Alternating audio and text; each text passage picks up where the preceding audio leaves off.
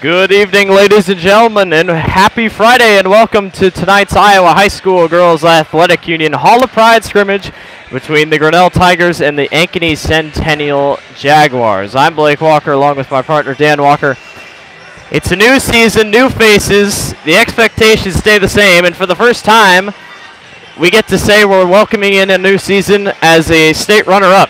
And with new faces and some seniors lost, there's a lot to be looking forward to this team, but there's still a lot of question marks. There's a lot of question marks, and I think, for Coach Edson, as he looks back, what can you say bad about last year? Nothing. When you, like you said, you follow it up with a state runner-up. Your kids participated. We had a lot of players that played in that championship game and those games at the Wells Fargo Arena. And I think to build into this year, you're missing some key people. They were great players. We've already seen, Sienna Durr is having a great season going into her freshman year. But when I look down here on the floor, we have some quality players that played last year. I think it's going to make a difference this year. And again, you're always going to say it's a rebuilding year when you're starting from where you were at and filling in those holes. So, those numbers are going to be hard to fill of the couple of key people that left last year, but I think it's going to be great to watch. It's going to be good basketball. Well, obviously, Grinnell finished runner-up in the state tournament to Marion. They finished 23-3 last year, with their only losses coming to Marion, obviously, and then they lost to Indianola twice in the regular season. The preseason rankings give them the edge at 4th in 4A. We jump over to Ankeny Centennial, who was also a terrific basketball team. They won the scrimmage against Grinnell last year pretty handily. They come in 10th in 5A. They finished 19-4 and lost in the first round of the playoffs in a stunning defeat to West Des Moines. So really, a lot of these two teams hope to have really good seasons, and even though it's just a scrimmage, you still learn a lot from scrimmages. Yeah, I think that, as I talk to different coaches in and out, they like the challenge of having a bigger school come in here and play them, because your expectation is that they're playing at a higher level, even though the Grinnell Tigers consistently play at that high level, being a 4A school. So to have that 5A school come in, and we watched the warm-ups here in these last 10-15 minutes, and the big thing that I think that we lost a lot in last year was our size, meaning height. And, the Ankeny team, we see 3 or 4 girls down that they look like they're just towering over their own classmates that they're doing warm-ups with. So I think that's going to be a hard thing for Grinnell how are you going to react to that? We had 2 pretty versatile players, being Cameron Moore and Sienna Durr, that could stand up and play hard against somebody, even the taller ones, just to call it out, Indianola and Pella last year, we played pretty tough against the tall people, and that's going to be a big challenge. I think we're a strong shooting guard team right now, and what are we going to do on the inside to compete against that?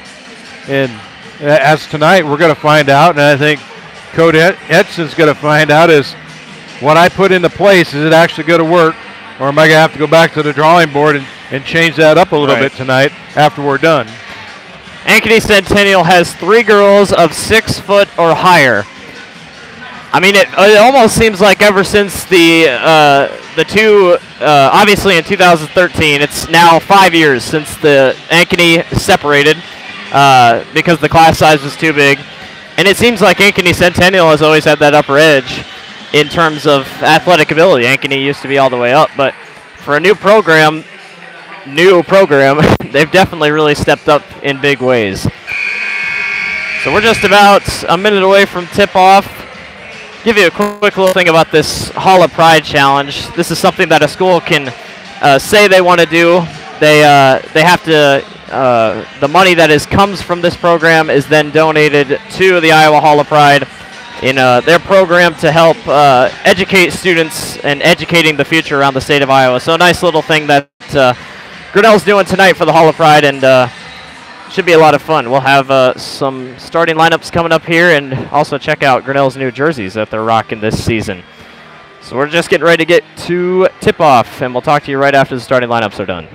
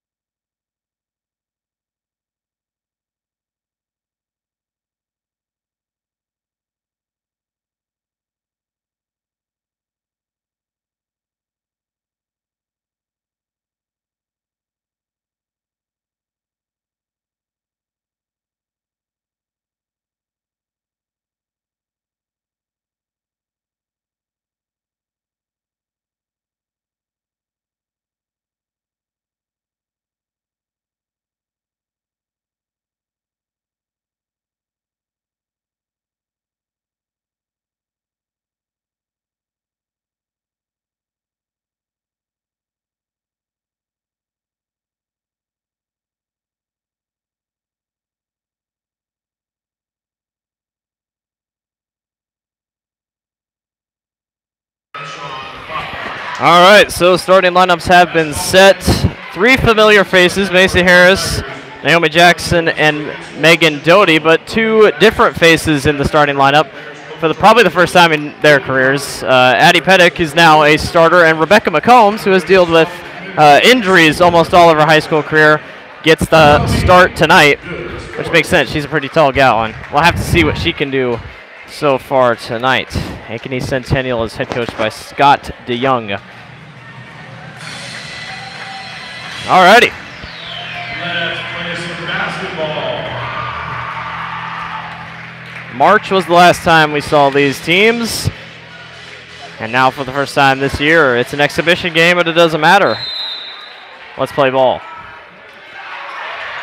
Grinnell will get the first tip-off of the year.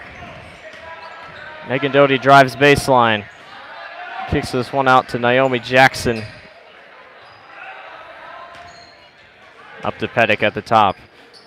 Pettick fires back out to Jackson. She's going to take a long three-pointer and nail it. Already showing her range.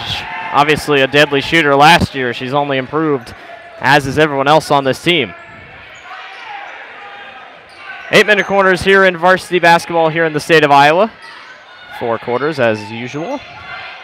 There's a nice pump fake. Mid-range jumper is up off the back rim.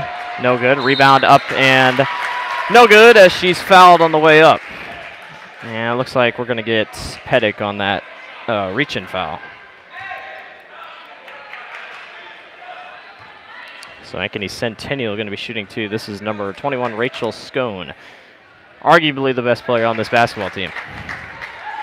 Yeah, Ankeny's actually brought back, between Rachel and Sauer and Meg Burns and Runshie, all 4 of those had pretty good playing time last year. They also graduated 3 really good seniors, so it's going to be some interesting play this year.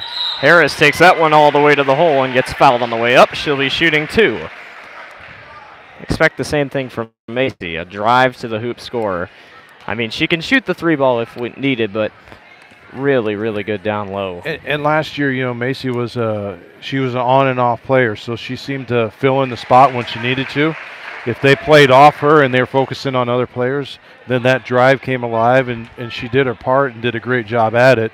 I think every one of the girls from last year, between Megan Doty and Naomi, they both all key on.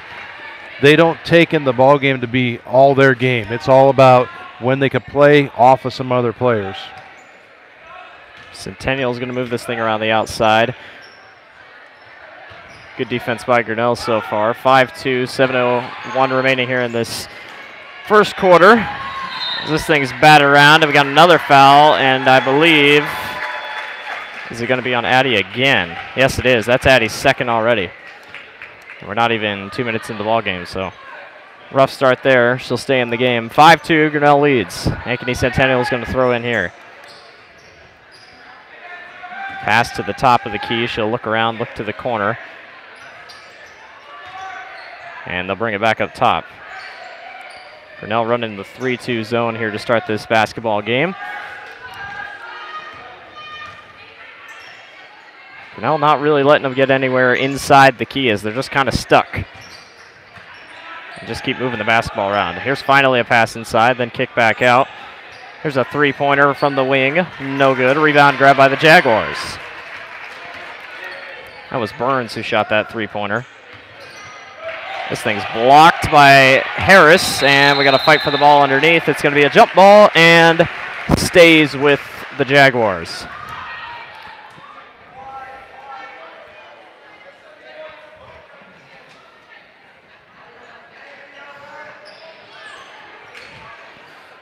Centennial kicks it in. Corner from the wing. 3 from the wing, I should say, is up and good. And Grinnell will come back down court. Harris makes a quick move, steps back. Finds Addie. Addie's going to drive. Goes up for 2 and is off the front iron. Gets her own rebound, though. Good hustle. Will kick in again and misses Naomi, but Naomi's able to catch back up with it.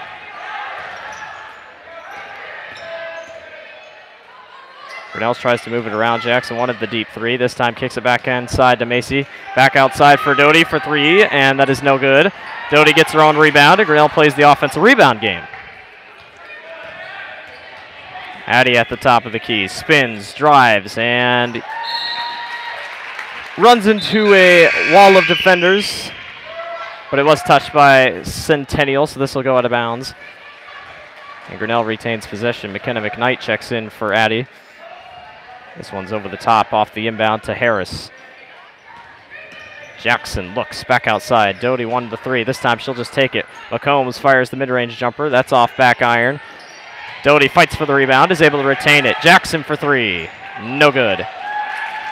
And Centennial takes possession.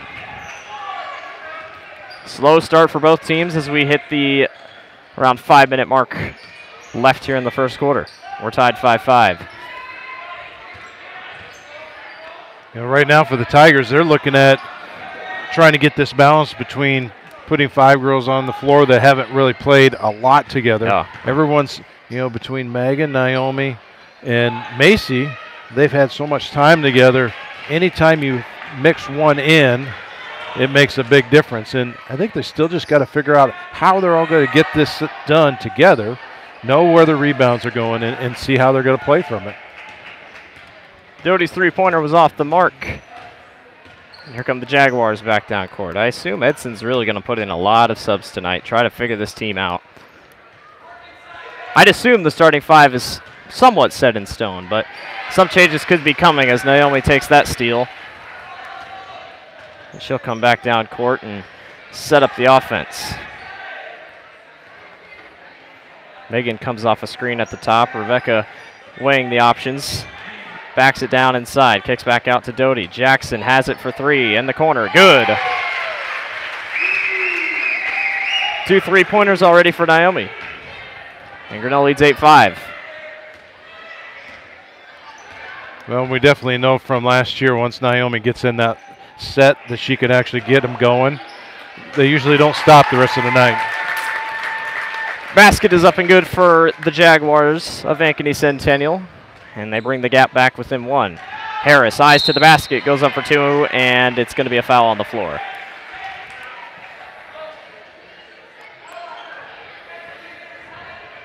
Macy averaged 14 points per game last year, shooting 46% from the floor. It's pretty good.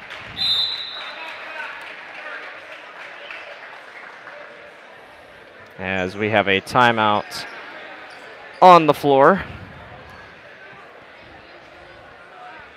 I think it was Meredith McKnight was checking in and someone else. Points leader so far with 8 points in. Naomi has 2 threes, so she's got 6, and Macy made 2 free throws. And that's all that's been said for Grinnell.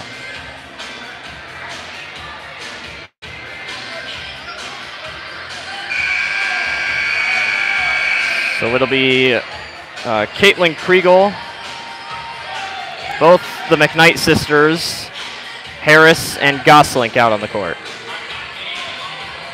I can't hear you.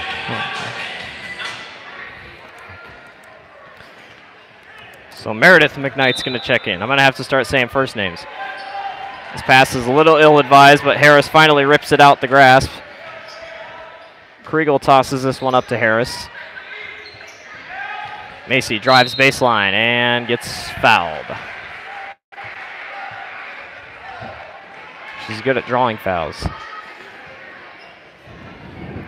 So Meredith will throw it again. Checks this one outside to Caitlin Kriegel, and McKnight drives, kicks back outside for Macy. Macy, quick stop, goes up to the hoop and makes a acrobatic play to get this one up and in. And Grinnell takes a 3-point lead, 10-7 with 3:04 remaining here in the first quarter.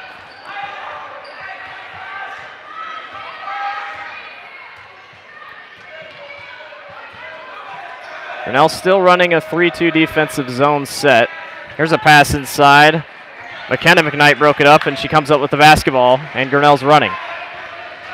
Kriegel up court, 2-on-3, and she'll let the offense work back with her. Kriegel surveys options in the corner, drives baseline, backs down, kicks back out to Meredith McKnight. And Macy's going to get called on travel. You can definitely tell Grinnell wants the ball in the basket quick. They really don't want to set things up and just slow down. Exactly. I think that's part of the key, what's going to go on through the night. The sooner they can attack that little matchup zone that they have, beat them, and then get in the basket and get going. Jaguars still moving around. Good baseline move, up for two. It misses the rim completely, but the Jaguars get the rebound. Big number 34, that's Kiana Harris. Alexandria Kiana Harris. Grinnell tips that one out of bounds. It'll stay with Centennial. 10-7, 2:01 remaining here in the first period. Two offenses that put up quite a bit of points a game last year are slowing each other down. Jaguars will direct traffic here up top of the key. Got both McKnight sisters down low. Kriegel, Goslink, and Jackson cover the corners, or cover the top of the key. Kriegel tried to get a hand on it, just missed. There's a pass inside, up for two, and gets fouled on the way up.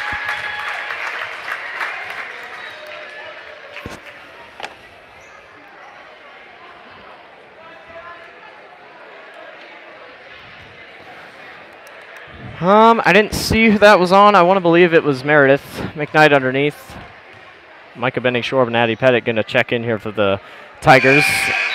As this free throw goes down for Jackie Pippett. Kriegel and McKnight come out of the game. Meredith McKnight. I might have to think of something. That's going to be hard to differentiate. Second free throw is up and good. 10-9. Centennial brings it within one. Jackson finds Meredith. So it was McKenna that checked out. Micah Benning-Shorb has it, heads up court, and it is almost stripped for her. Kicks back to Meredith. McKnight finds Benning-Shorb. Benning-Shorb takes a drive to the hoop. Kicks it to her teammate Addie Pettit, and Addie Pettit goes up for two and gets fouled.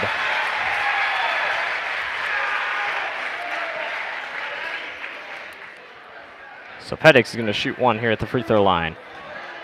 12-9, Grinnell leads, 1:13 remaining here in the first quarter. And Addie's free throw is good.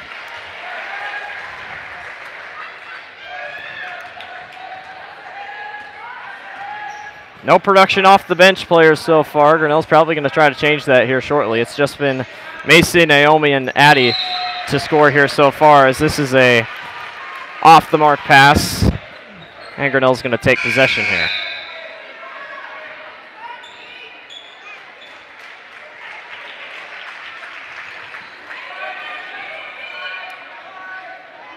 Centennial looking to bring out a press here to start, as this one finally gets to Macy. And Macy has to be careful as the double team starts to draw. She gets down court, kicks back out to McKnight. McKnight gets to back to Macy. She'll drive baseline, floats it up and good.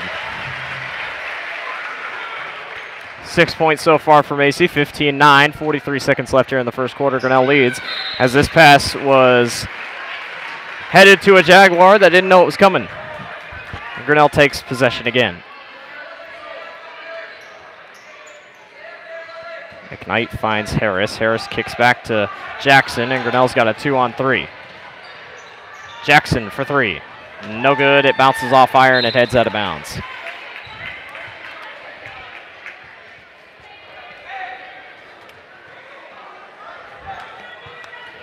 Grinnell leads over Ankeny Centennial. 26 seconds left here in this first quarter.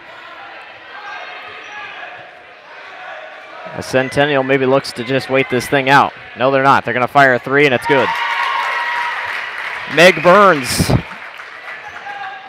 She's been trying a little bit from three. McKnight gets this one to Harris. Centennial's being relentless with the full court press. 5 seconds left. Macy driving, kicks out to Addie. Addie for three, and it is no good. Airballs it at the end of the quarter. So that's it. We're through one. 15-12. Grinnell leads over Ankeny Centennial. And you didn't talk much because you're working the camera, and I know it's a focusing thing, but from what we saw, the bench has not scored. It's been that starting five, so Grinnell's got to work something. Yeah, right now I think it's a lot of just trying to get used to it because, you know, we're so used to seeing different types of presses, either half-court press, full-court press out of Grinnell. And right now I think it's almost going back to the basics. Let's make sure that we can set a defense up, pick them up at half-court, set our offense up. But as you mentioned, our offense isn't much of a setup offense. When we can run the ball in and get that quick shot and catch them off guard, that's when we do more good. However, on the flip side, we have moved the ball good. Naomi's been productive on the outside corner, shooting the ball on the far side of the court from us. So I think there's some pluses, but you're going to have to get here to those bench points if you're going to be having more production on the scoreboard. But, you know, sitting right now 15-12, opposed to if we look back at what the score was last year, we won't even want to talk about the score from last year. Right. So, I think we're taking baby steps, and we'll start implementing more things as we start watching this game go. So we start the second quarter. Megan Doty will get this one into Macy. And Macy sets up the offense, gets a good screen from Rebecca. Wanted to get it back to her, and misses Jackson as she got stuck behind a defender.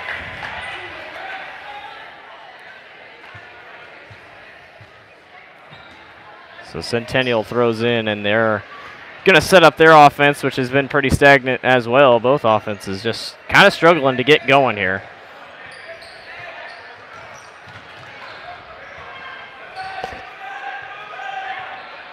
Grinnell sticks with the 2-3 zone to start this second quarter. There's a drive to the hole, kick back outside.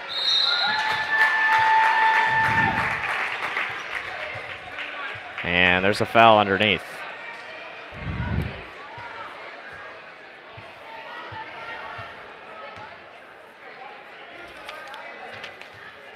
This is number 21, Rachel Scone. And a rare missed free throw for her. In and out.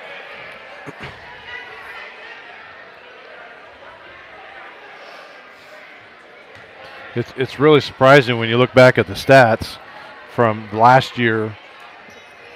Ankeny is really a pretty good three-point shooting team, and we're not really seeing it any. I mean, we saw two three-pointers, but they're just not really showing us that what they left off with last year.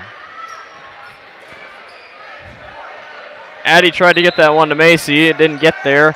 Centennial was able to knock it out of Macy's hands, thus being she was the last one to touch it, so it's Centennial ball. Centennial could take the lead with the three. Instead, they're going to power it down low. Kick back outside. They try from three. Good. That was a high, arcing rainbow shot. And the Jaguars have their first lead of the night, 16-15. I shouldn't say first. Addie kicks outside to Megan. Doty finds Pedig back at the corner. Addie drives, goes up for two, and gets it to go.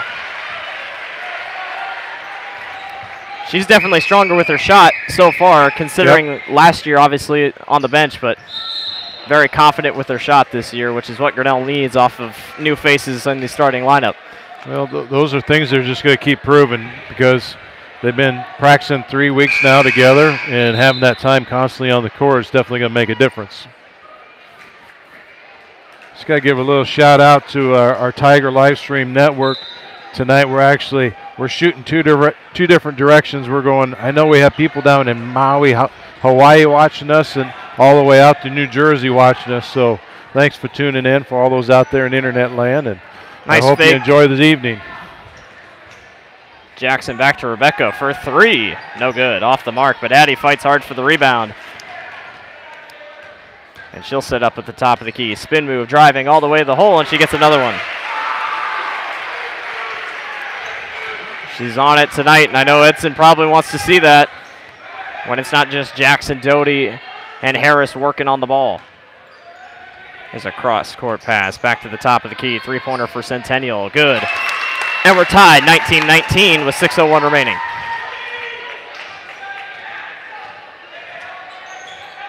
Macy quickly kicks back out to Jackson. Naomi wanted the three.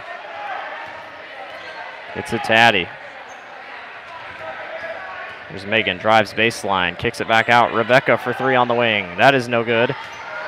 Rebecca tried to get back to her own rebound, couldn't get there, and Centennial comes back up court.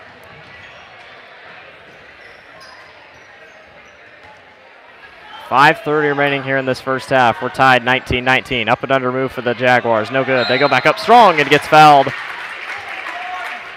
And it's going to be on Addie. That'll be her third.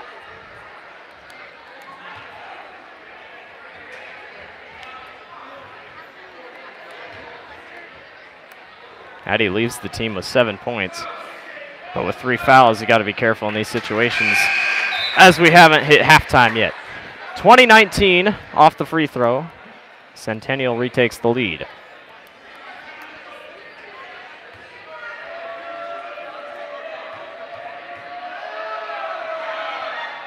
And the second free throw is good by Scone.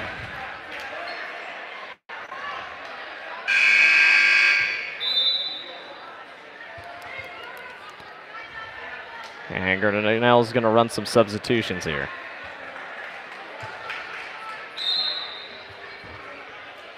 So McKenna-McKnight will throw in for the Tigers.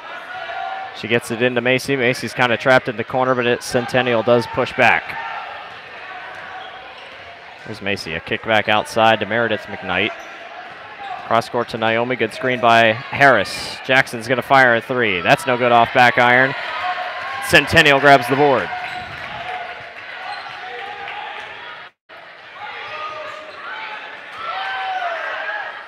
That up and under hook shot move misses all rim, and Grinnell grabs the rebound. Naomi's going to push. She'll think less, kick back out to Megan. There's Meredith, drives, kicks out to Jackson, and Grinnell's struggling a little bit to get inside. The only person that's really been able to get inside is Addie. Rebecca has been able to get inside just a little bit. Meredith McKnight drives baseline. Nice find to Jackson. Floater is up and no good. It misses all of everything. And Grinnell still trails by 2. 21-19, 4:22 remaining here in the first half. Good pass inside for the Centennial Jaguars. That one's can't go up and off the glass. And Grinnell's running with numbers. Macy drives. Layup is no good, but she did get fouled. She'll be shooting 2.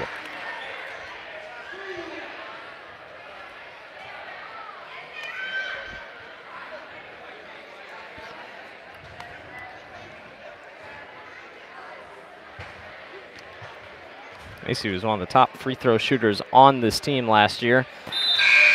Expect nothing less coming this year.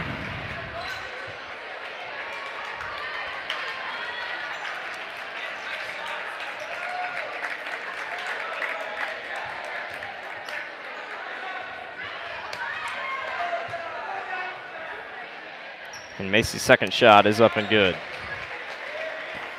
4 free throws so far for her. And we're back tied. Goslink was their guard at the top. Lauren Bolte checks in for the first time this season. Edson is running his whole lineup. It's a missed shot. McKnight's just going to take this one up court herself. Meredith kicks it way across court to Goslink. Back to Harris. As Lauren Bolte has it in the corner. Lauren was a pretty good shooter when she was in last year. And we have a foul on the floor on Centennial.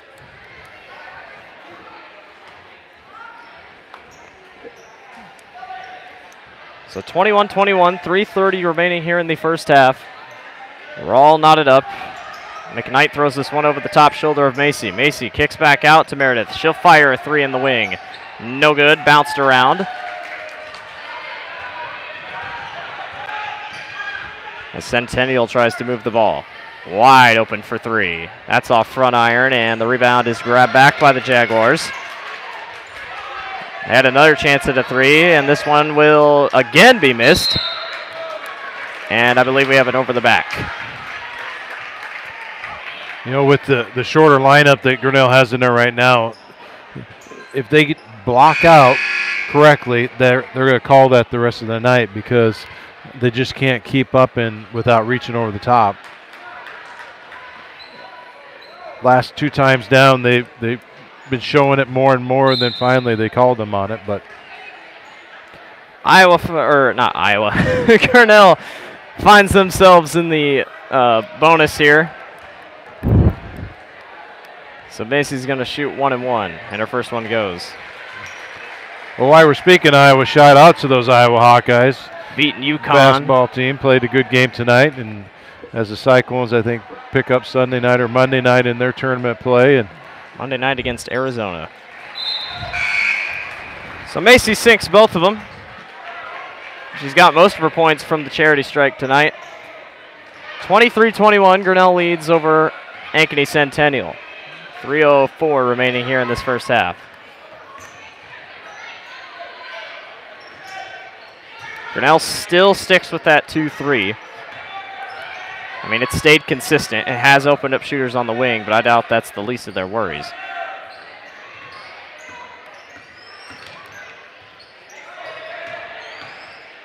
But they do seem to struggle once in a while to get inside. This time they do get a good pass, and it's off the mark.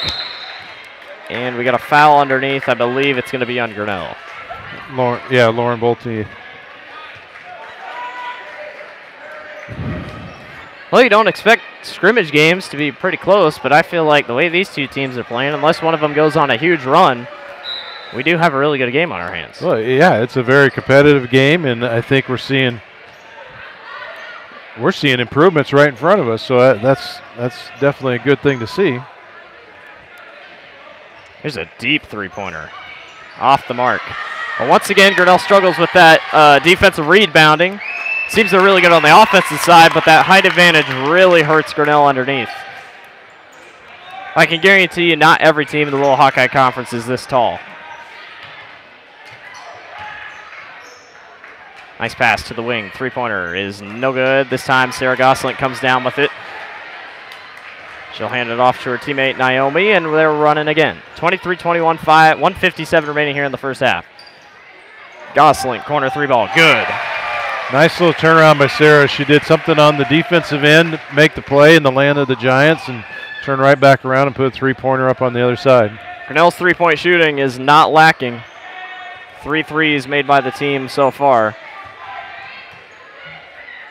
And obviously last year we know that even the people come off the bench last year could shoot three-pointers. Right. We watched one game, 19 or 21 three-pointers they made in one game. So that game against Oski was one of the biggest games we've had. I mean, obviously record in three-pointers, record in points in a game. It was simply crazy.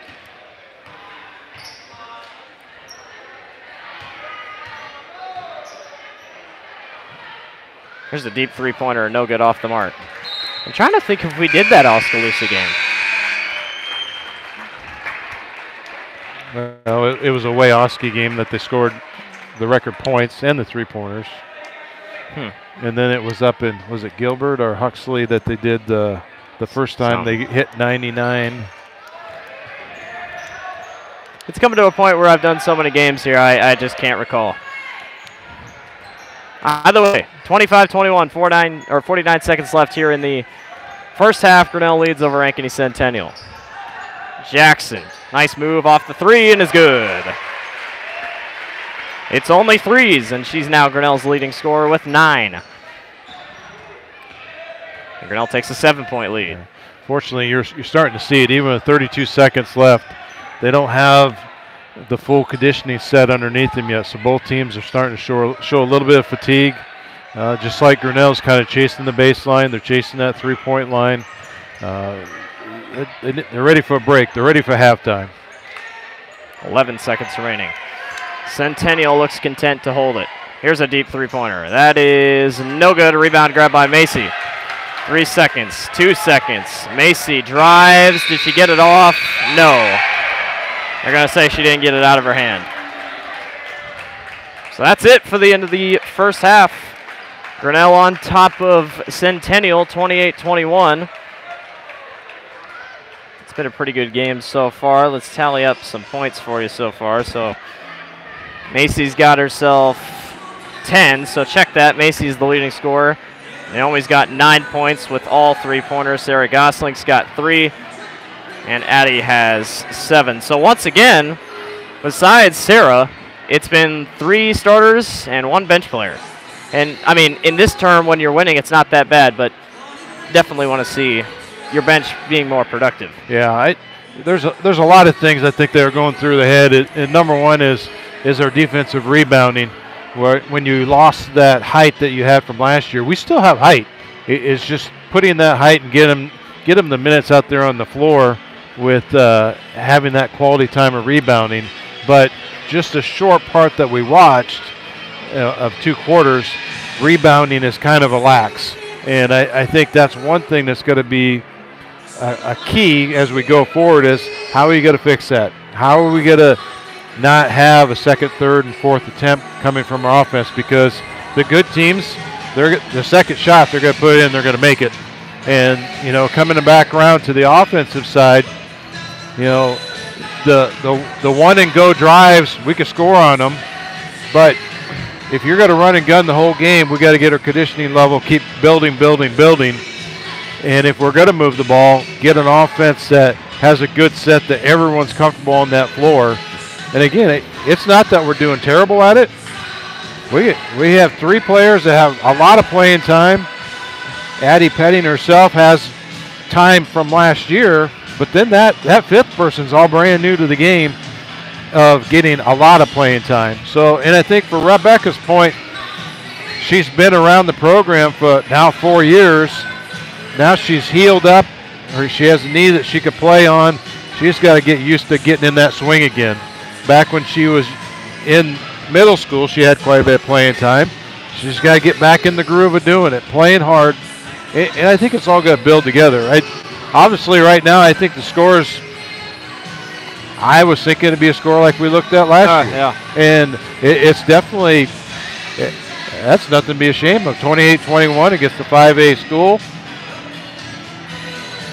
Heck, I'd be happy going into halftime. Yeah. Well, we're going to take a break. Grinnell leads 28-21 against Ankeny Centennial. It's halftime.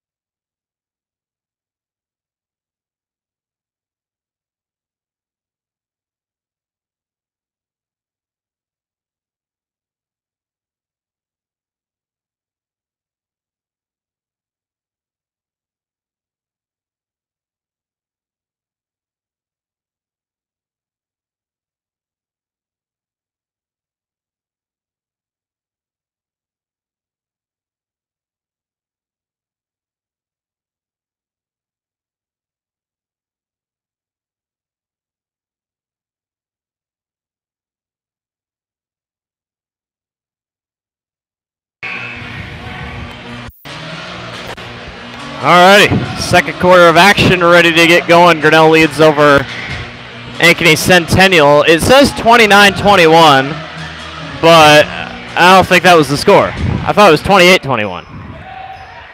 Yeah, it was 28. Well, that's what you got. Yep. 29. All right, well, never mind. 29-21 is your score. Grinnell leads over Ankeny Centennial, and we are off and running in the second half. Macy led the team with 10 points. Jackson with 9. Addie had 7. And Sarah Gosling had 3 as someone got fouled underneath. This is number 21, Rachel Scone. Scone, no idea. Her free throw is good.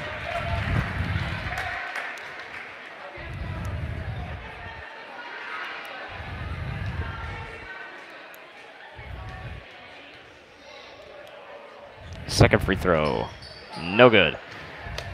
McCombs tried to get that thing to go back in bounds, but it did not work as she steps on the line, so they'll get back.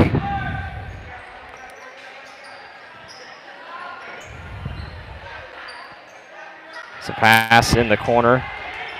Addie almost knocked that thing out of bounds. Good defensive hustle there, as Centennial will look to move it around. When you talk about two offenses that were so good last year, definitely a low-scoring first half. We're now only putting up 29, Centennial only putting up 21. It's definitely a low. It's a pass inside. Easy two-pointer for the Jaguars.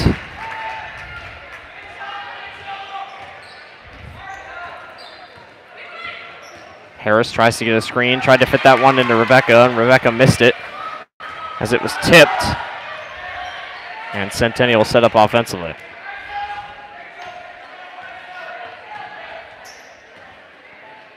Jaguars kick it out to the outside, kick back. Nice pass inside. She's double teamed. It didn't matter. She still got fouled.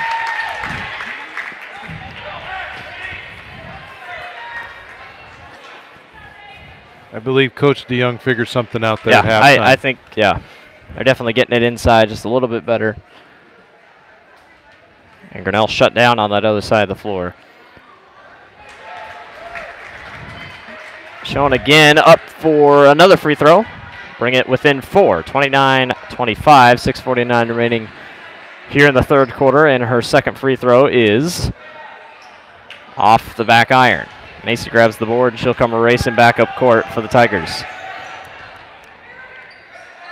Addie at the top of the key, had a good first half.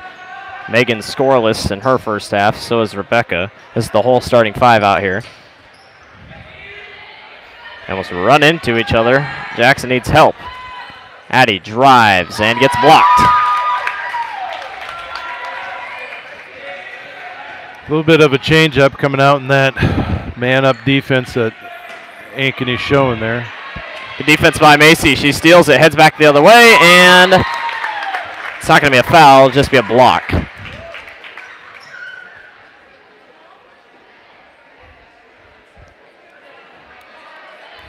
(29-25), 6:14 remaining here in the third quarter. Grinnell leads over Ankeny Centennial in this Hall of Pride scrimmage. Jackson, nice fake, kicks back out.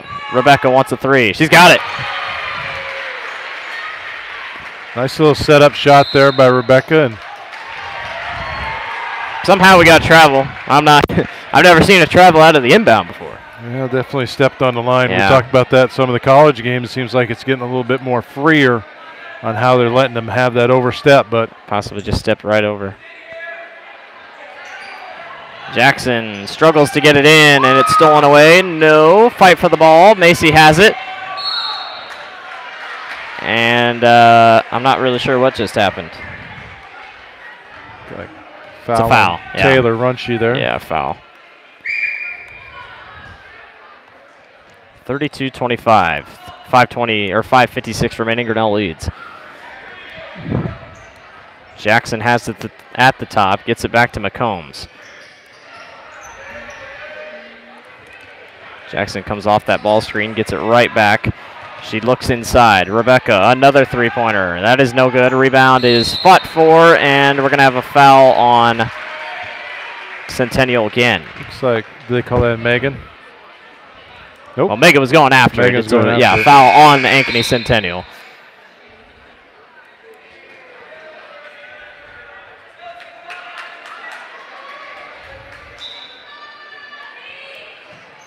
Naomi throws into Megan at the top of the key. And she misses Rebecca. Fight for the ball again. And we have another foul on Centennial. Number 40. Yep, it is. Meg Burns, excuse me. We've been down here a while. Quite a few fouls so far. Definitely going at it right on the floor there. No team wants to give up this possession. Naomi tosses this one over, and Megan takes control of it. Hattie kicks out mid-range to Naomi. Naomi wanted the three, gets a good screen for Harris. Macy drives, kicks. Rebecca's mid-range jumper is good. Rebecca's starting to find rhythm. That's the mix they're going to have to do. They're going to have to get that ball and start spinning around and figuring out who can actually put their hands on it and put it in the basket. So it's a nice drive to the hole for the Jaguars, and she tried to reach in for it. And already 4 quick fouls for Centennial to start this third quarter. You got to be careful in these situations that you don't want to be shooting free throws the rest of the way. Addie checks out. This is McKenna McKnight checking in for the Tigers.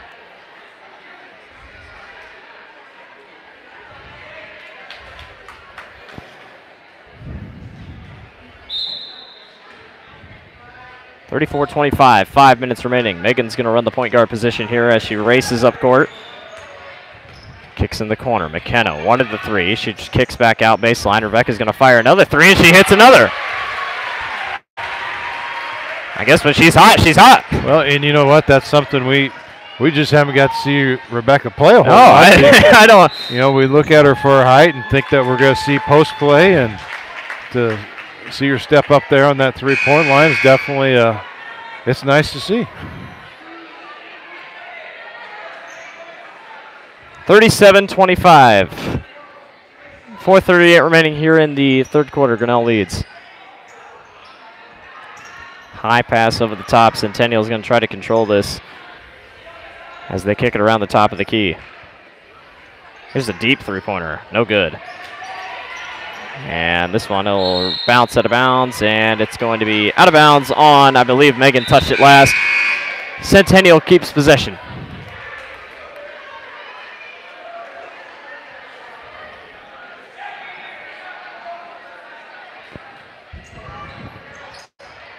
So Ankeny throws in from the far corner, tosses this one up. It's going to be hauled in. There's a pass inside, quick double team drawn, and this two-pointer is up and good. DeYoung wants a timeout, and we'll take one too. 4:17 remaining here in the third quarter. Grinnell leads over Ankeny Centennial, 37-27.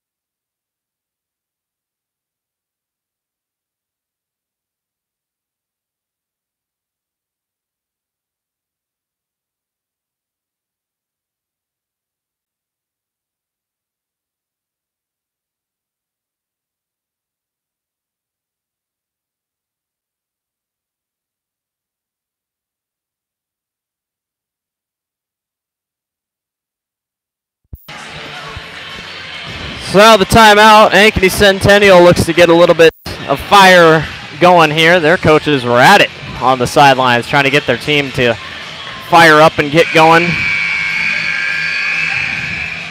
If you wanted to know, Grinnell opens on November 20th against Des Moines Christian. That is on the road. That is Grinnell's first official game of the season. Their first home game of the season will be here on November 26th against South Tama. A South Tama team that is expected to be pretty good. So that should be a fun matchup.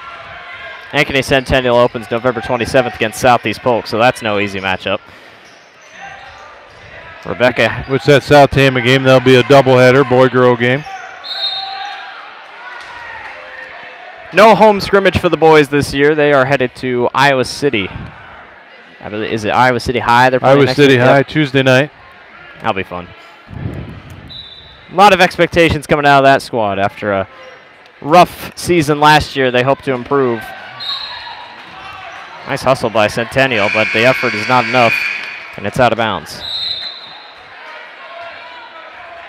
Well, you know, talking on the boys side of things, I think there was a lot of team building that went on last year, and obviously, you know, the returning of Jaden Gibson as a senior and Jake Hall, and having Cole McGriff and AJ Wilkins both have quality playing time from the freshmen, and I think, you know, add in Alex Snook to that batch, I think they're going to have a pretty decent start to the season. Yeah, and just like the girls team, they didn't lose a lot. No. Ethan Mitchell, Dave Serrano, and Nick Pop. I mean, you don't lose much. Oh, and I forgot about Eli. Yeah, Eli's he started quite a bit there at the end of the season, so you know we have quality players coming back. They needed that year to play together. Right. And when you have two freshmen that are playing with you that haven't really had tough competition like the little Hawkeye, it's no slush conference to play in. And you talk about team building. Almost every single one of them sitting right over there to our right. The whole team's sitting down over there together. So definitely team building is always a big thing. And that's one of the things that this girls team has always done. Mr. Edson has always wanted this team to stay together, work together, and they did everything together. They always talked about the whole pre-game warm-ups of singing together in the locker room, and it came so far that the locker room then added speakers in there to help enhance that a little bit more. So it's just the together factor of this basketball team. And while we were talking, nothing happened. It's still 37-27 with 3 minutes to go here in the third quarter. These two offense has just kind of been stagnant. Here's a three-pointer in the corner. That is no good. Air ball. And Macy's going to come running up court for the Tigers. Stops on a dime. Fights through the team and gets through.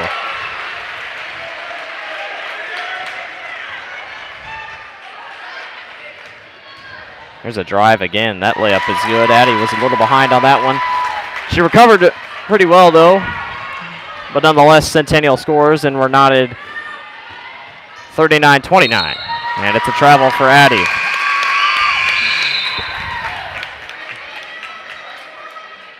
So 2:29 remaining here in the third.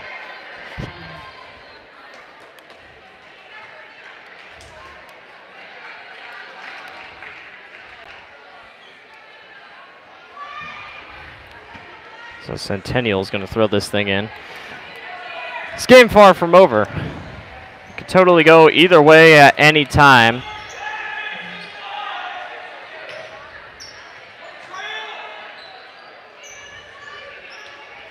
As the Jaguars move this one around the top of the key. There's a cross-court pass, a little lazy, but it does get to Runchie there for a second. It's back to Runchie in the corner, as this one will be kicked inside. Remains Centennial ball.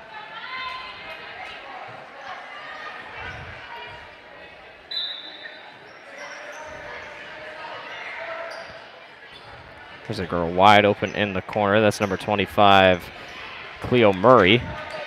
Runchie for three, no good. Rebound is fought for, and a foul underneath. Fighting for the rebound. Well, just watching Coach DeYoung down there for Ankeny, you can tell there's a little frustration. You know, I think both coaches are glad it's not going to be official in the books, because they're still working on things too. They're trying to get their offense to work, and they're struggling at it. So it's Naomi races up court, fires a three. That is good. It is only 3-pointers for her tonight. She's got 12. Centennial's only really been able to get this thing back within at least 10, as that's an ill-advised pass that goes out of bounds. It'll give the possession right back to Grinnell. And statistically, besides maybe Pella, you know, we look at the outlook. Grinnell is supposed to finish first in this little Hawkeye conference. Indianola lost a lot. They lost their their head coach. We'd assume they would fall off. But Pella, with Holterhaus leading the way there, I mean, it's going to be a really fun season to watch and so competitive. Grinnell's schedule is stacked full of teams that are really good. And statistically, this team may be one of the best defensive teams they face all season. Yeah, I agree. 42-29, 103 remaining. Meredith McKnight gets called on the jumping foul, and the Jaguars are going to be shooting one more.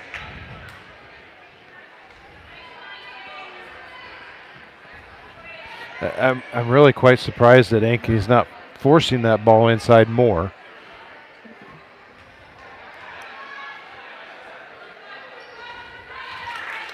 Free throw up and good, 42-32. We have a minute remaining here in the third. This is a hard press by Centennial, but Grinnell's got numbers 3-on-2. In the corner, McKnight for three, good.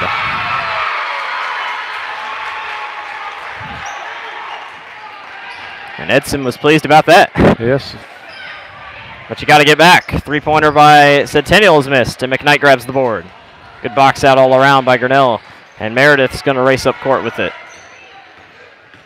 She kicks back to Jackson, and we have a timeout by Edson. 45-32, 33 seconds left here in the third. Grinnell leads over Ankeny Centennial.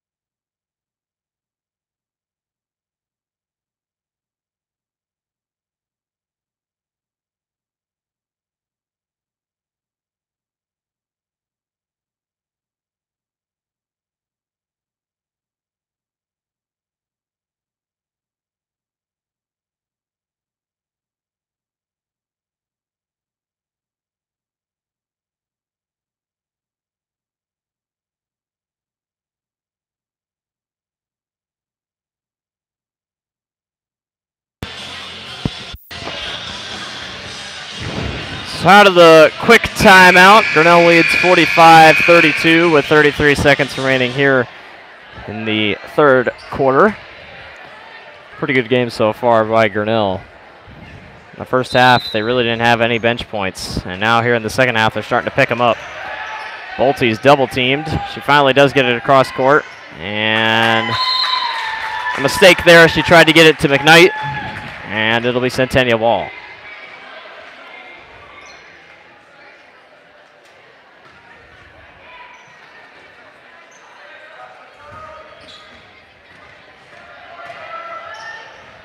Bolte misshoots that steal. Centennial wanted a three. Here's a drive. Good defense by Rebecca, and it's off, and rebound grab by, I think, Jackson. And Grinnell has come back racing. Megan pump fakes, drives all the way, and she gets fouled. So a chance to get some points up on the board. Yeah, you know, the way that Ankeny's kind of reaching, I'd do it. I'd take it right to the basket, and they're trying to block everything, and with Megan's height, they want to try to go right over top of her. So Megan's free throw misses off back iron. She'll get another chance here. Just 4 seconds left here in this third quarter.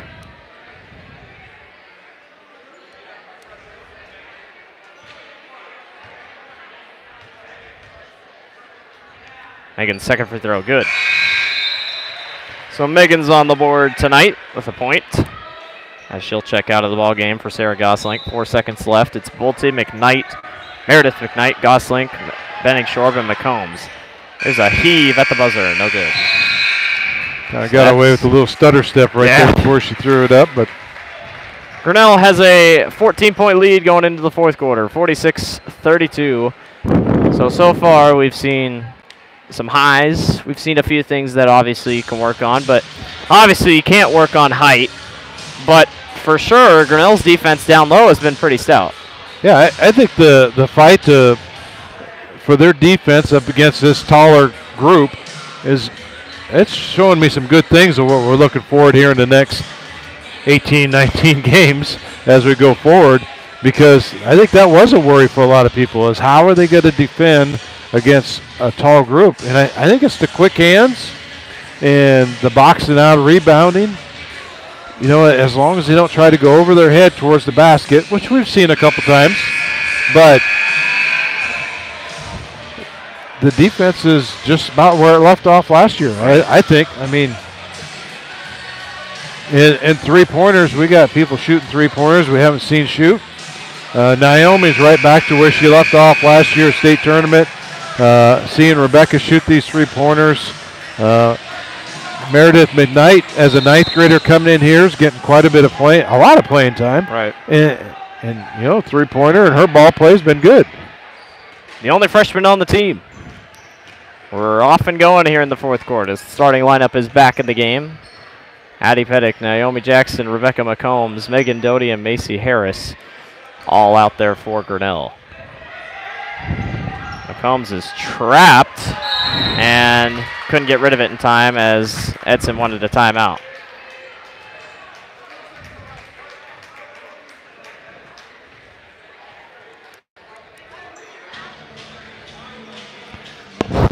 One of those, as a coach, you're frustrated, but you have to think it's going to be a teaching moment, because you got to figure out those things right now, that how come your team's not responding and coming to the ball when, you know, you have to mentally be thinking all the time, 1, 2, 3, I got to get there if she can't get it to me. And either we hand the ball hand to hand or you're going to get a turnover. And, you know, you hate burning timeouts when you just can't get them to come and get that ball. Right. So off the timeout, Grinnell is off, back and running. They're already in the good spot here as they're up by 14. Addie backs down low, kicks back out to Macy. Macy drives in and misses. McCombs on the glass, though. Back out to Naomi for three, and it is probably tipped as she missed everything, and Ankeny Centennial heads the other way back with it. There's a nice pass inside. It's going to be touched off the leg of Naomi, so this will be Centennial basketball.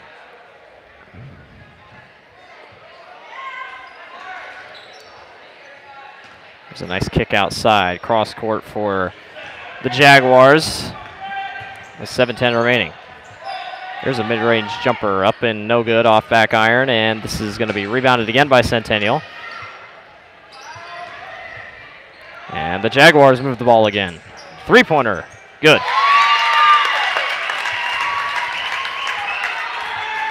Grinnell can contain down low. It's just on the wings they've struggled a little bit from that guarding three-point line. Well, and as we saw in the first half, that passing, that ball movement is what seems to get Grinnell a little bit offset when they can move the ball from one side of the key to the other side of the key, and that's exactly where that three-pointer come into play.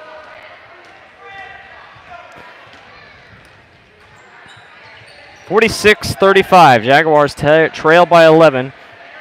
Grinnell trying to hang on here for a good exhibition win to start the season, as this pass sails way over the head of the intended player, and Grinnell will take back possession.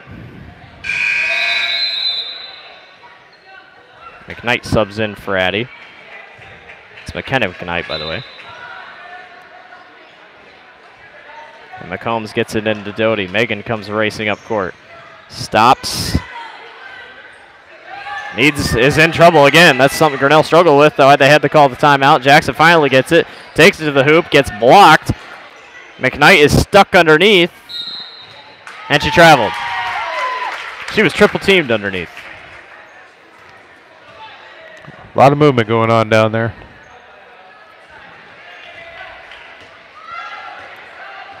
(46-35). 5:55 remaining here in the fourth quarter. Grinnell leads over Ankeny Centennial. Has been a low-scoring affair. Here's a nice pass to the corner. Another three-pointer. No good. Good check inside. Nice move to the hole, and it's a good 2-pointer. And Centennial's back within under 10, 9-point game. It's been a great game so far. Naomi Jackson in the corner. All alone out here. Gets it to McKenna in the corner. McKnight pumps, drives, baseline, is in trouble, and just kicks it back out to Megan. Rebecca, wide open in the corner. She overshoots. And a rebound grab by Ankeny Centennial. They got lucky with the wraparound there. Yes, it did. 4:58 remaining. And we're going to have a kick on Megan. You know, she threw her leg up, but then didn't kick the ball. Yeah. The ball still went where it's supposed to be. 3-pointer by Ankeny Centennial in the corner. That's no good. They got to be careful here. This game could come pretty close in a matter of seconds. 3-on-4. Macy got lucky with the travel, but the ball was stolen anyway. The Jaguars find it inside. Good defense by Rebecca, and her wingspan gets Grinnell back the basketball. Macy finds herself at the top of the key. Grinnell might want to just play a slow game of just milking the clock. Well, we're practicing for all different parts of the season, so this is a good time to do that. Knight kicks to the corner. Rebecca can't go anywhere with it. It's an illegal screen.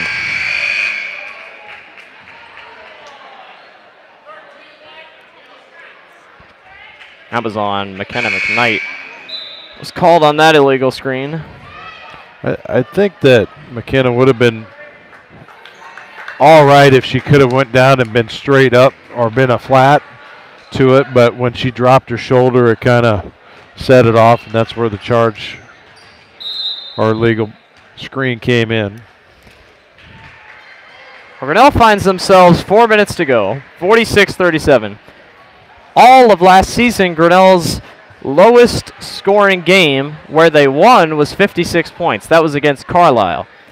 Is there reason for concern? I mean, there's still 4 minutes left, but is there reason for concern that you've only scored 46, or is it just we take accountability that Ankeny is a 5A school and we're actually playing really well against a defense that is really well? I think, you know, once Ankeny, they've been switching back and forth on their defense, and it makes a difference. And, you know, some of it is we had 5 players last year that all averaged at least one to three three-pointers a game. And every time you put the three-pointer into the ball game, it's going to make those points go higher and higher. But on the flip side, what we're doing on the defensive side, you look at Ankeny Centennial with only 37 points in the fourth quarter, 4 minutes left. They're thinking the same thing. What's different? So I think the main objective is that we're up, and we're still playing tough defense into the end. It was Lauren Bolte who ran in to stop that pass breakup. Good hustle there. She's been through a lot this offseason, but it's good to see her coming back. She's had problems with her knee, had surgery on her back. She still looks good as ever. Here on the basketball court, as this is a turnaround jumper, no good, but fouled underneath. Grinnell's got to be careful here as Centennial can make this a 7-point game here. Yeah, and Centennial's been a pretty good free throw shooting team. We look at past stats from the girls that played last year. They all were good free throw shooters. So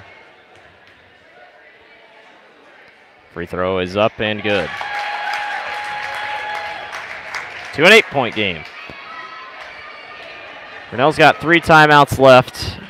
Centennial's got 2 left. Keep that in mind as we are about to close in under 3.5 minutes left, as that free throw is good. 46-39. Grinnell's been stuck at 46 for a while. As Megan brings it across the half-court line, as this thing's knocked around and out on Grinnell, and it's Centennial basketball.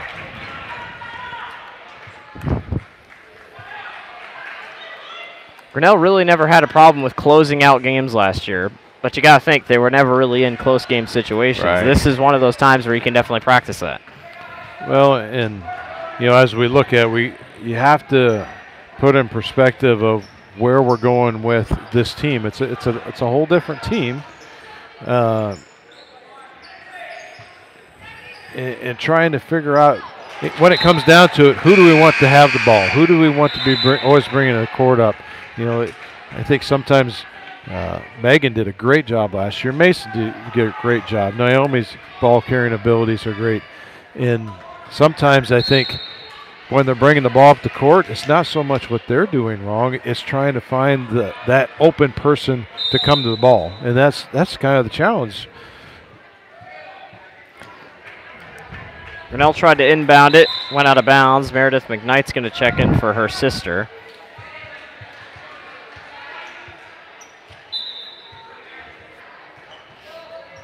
McCombs kicks this one out to Jackson, back to Macy. Centennial not really playing too tight of defense. You also got to think you don't want to play too hard because this isn't even for an actual game. I mean, you want to still be competitive, but you definitely don't want to get anyone injured. McKnight for three in the corner. That is no good. Rebound grab by Megan, though. And we got a foul underneath. Despite Grinnell not making shots here in this fourth quarter, it's just the consistency of defense. And McKenna checks back in for her sister.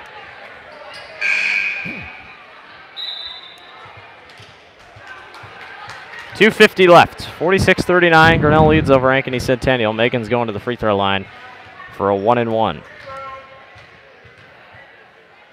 And the free throw is good. That's 2 points for herself tonight. She made one free throw early.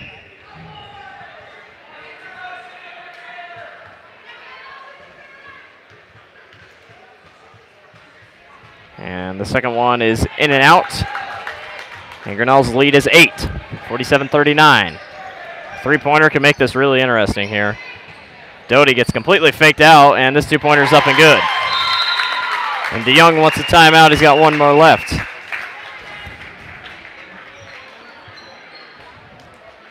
Looks like Meredith is going to check back in for McKenna again.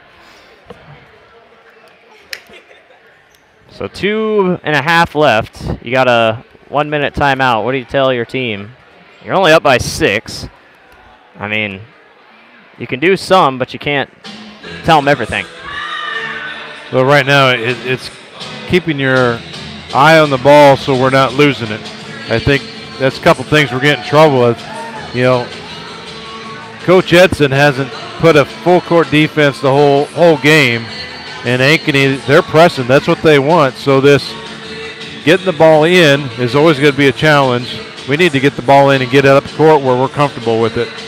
And, either get it to a corner and run a little bit of offense instead of try to, get rid of it right away. Because if we're not going to get it in the bucket, you're just going to toss it up. And you're at 2 minutes, 37 seconds. If you can have good ball movement, we should be able to at least take a good 45 seconds off before we even think about looking at a shot. So the whole starting lineup except Addie is in. Addie hasn't been in for a while. She's set up at the end of the bench. I'm not sure if a possible injury might be. But either way, I don't know if we'll see her return for the end of the game. We'll keep you updated on that. Grinnell couldn't get it inbound there. She's playing, she has three fouls, possibly. It's just with 2.5, you'd think maybe, but or possibly it's just saving her up. She has been a pretty good aspect to the team so far tonight. Centennial will throw in, and McCombs' wingspan once again is a little pesky. 2:35 left. Grinnell leads 47-41. Centennial only has one more timeout left. They got to be consistent. Grinnell completely leaves the girl wide open for three. She misses. Rebound is grabbed, though. Fight for the ball underneath. And we got a jump ball. And it'll be still with Centennial. Edson wanted to travel. Excellent job, Megan. Smallest one out there on the court, digging in. And she wasn't going to let go of that ball, jump ball. We've seen a lot last year out of her. She's just an awesome defensive player when it comes to that point. Three-pointer, no good. Grinnell's catching breaks. Rebecca with the rebound, and back comes Macy. She's definitely going to try to slow this thing down as much as she can. McCombs has it at the baseline, kicks back out. McKnight wanted the three, didn't take it. Finds Macy inside. Nice move, and it's an and one. That's a huge momentum booster for Grinnell. Yeah, that's an excellent drive by Macy.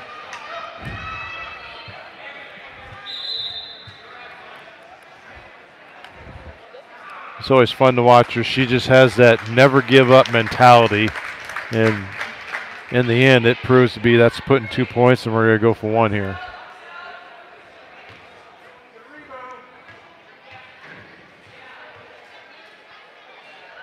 Her free throw is good.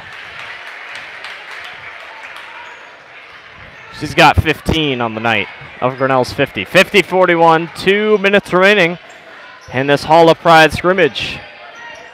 Centennial trying to creep back into it. There's a drive to the basket. That was probably a travel, but it goes up for two. I mean, she walked with that thing. The whole Grinnell bench knew it. I actually thought she had a little stutter step at top of the key. I don't know. Harris kicks out to Doty. Back to Jackson. Centennial's really not putting a ton of pressure here with a minute and a half remaining. And there's the foul. Stick with us after the game. We'll have a quick wrap-up show. We'll give you these final point tallies. Give you the schedule for what's upcoming for your Grinnell Tigers. And we're not done yet. 1:28 remaining. Rebecca's going to go to the free throw line on a 1-and-1. Both teams with 9 fouls. And Rebecca's free throw is no good. Centennial grabs the board. They only trail by 7. There's a kick to the top of the key. A drive all the way, and the layup is good again. 5-point game, 50-45. And we got a foul on Centennial. Grinnell catches a break. There's one you don't really expect to be called, but that's all right. We'll take it. They have struggled on inbounding. It has been apparent. There hasn't been much that has been, a little off, but inbounding has seemed to be just a tiny bit of a problem. And we're not going to see that out of every team. This is something that's being thrown at them right off the bat, and it's good. It's good that they're getting a full court press thrown at them. But going through their whole season, you're going to have some teams that play it, some teams that don't. Some teams are only going to play it off their made baskets. So, Ankeny's kind of one of the rare ones that they've been playing the whole game. Jackson's free throw went 51-45. Grinnell's in the double bonus. They'll be shooting 2 the rest of the way. Here's a 2-pointer up and no good. Rebound grabbed by the Centennial. Kicked back out. 3-pointer is no good. Rebound grabbed by Macy. And she is double teamed like crazy. Gets it across court to Jackson. 50 seconds remaining for Grinnell. Tip pass to Doty. And it's stolen. Jackson fouls trying to get it back. So this will be a 1-and-1. I know, 42 seconds left. That you're playing to the end, but and Centennial really wasn't fouling. They were just trying to put as much pressure as they could on the ball to force a few mistakes, and that's what they did. Now they get a chance to close this thing back. It's not a bad foul when you're forcing them to make their free throws. Obviously, Lily King is a decent free throw shooter, but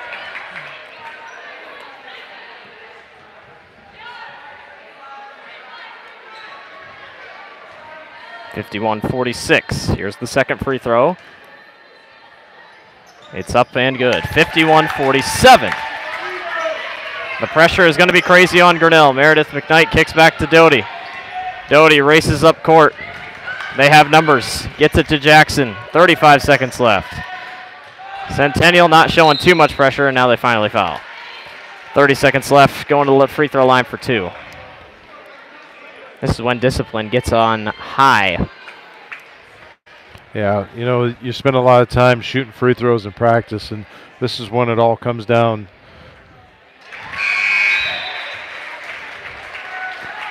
To actually meaning something, because as you get in these close ball games, again, this is just a scrimmage, but as the season goes, That's what wins the ball games. Every time we go to that free throw strike, you put that free basket in the hole. Jackson's second free throw is good. Edson's putting in Pedig and McKnight. Arguably, probably on the floor right now are his top defenders. That's probably what he's going after. 53-47, 26 seconds left. And this one's stolen away by Macy. That's a huge steal. McCombs has it, kicks it back to Doty. Are they going to try to foul? And they do. But a lot of time was wasted. Good steal by Macy. And it might just seal the ball game.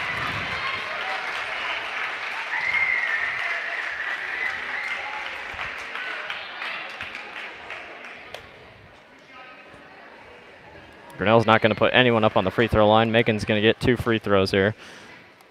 And the first one is no good.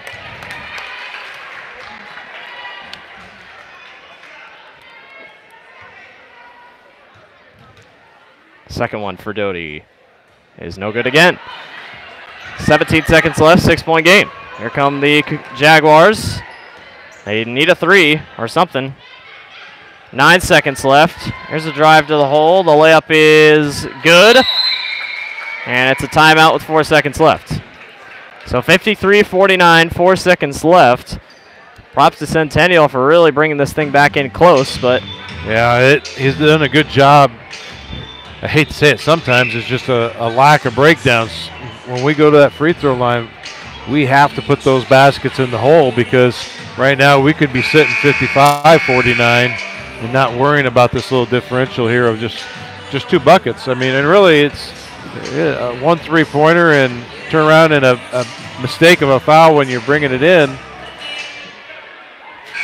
And inbounding can go so wrong. We've seen UNI a few years ago at the NCAA tournament blow an 11-point lead in 48 seconds. Probably one of the most heartbreaking moments a UNI fan has ever gone through. But we've seen it happen if you can press enough. They get it into Harris, and they're not even going to foul her. So no foul was called. Absolutely. And that'll do it. That actually did not have a foul call. But they weren't going to call one. We're just sitting up here watching through a video camera, so we're not experts about the refereeing. But either way, it's a final from Grinnell. Grinnell wins the Hall of Pride Classic 53-49.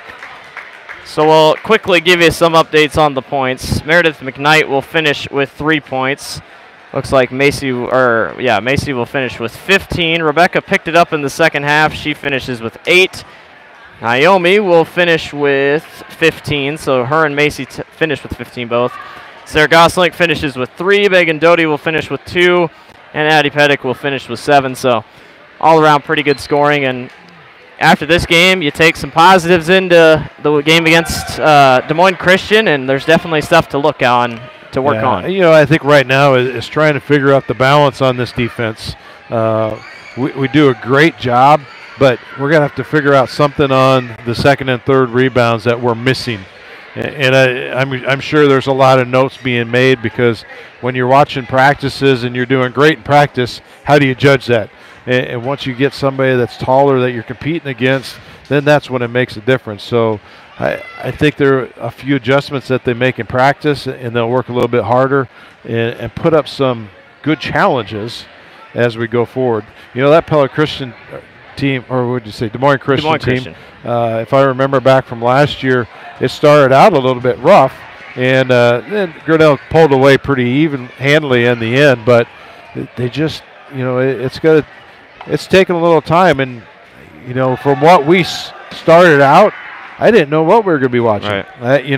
You're so dependent on what you watched last year and what's it going to be this year, and I was surprised. Yeah. I think we have shooters that could be put into place and make it a good run, and you know, for the people sitting in the stands, they definitely got a good show tonight, and hopefully the people watching on our live stream got a good watch. So see what this game is going to be looking like the rest of the year. Well, we thank you for tuning in with us tonight. We'll see you November 26th right here on YouTube as Grinnell takes on South Tama. Once again, it's a final from this Hall of Pride scrimmage. Grinnell beats Ankeny Centennial 53-49. We thank you for joining us, and we'll see you next time.